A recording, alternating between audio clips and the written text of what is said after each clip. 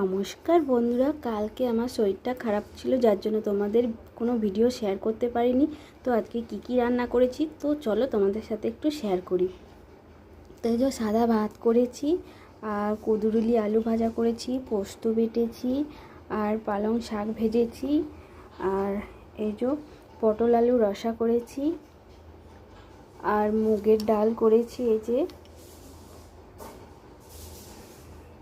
আর বড়া ভেজেছি।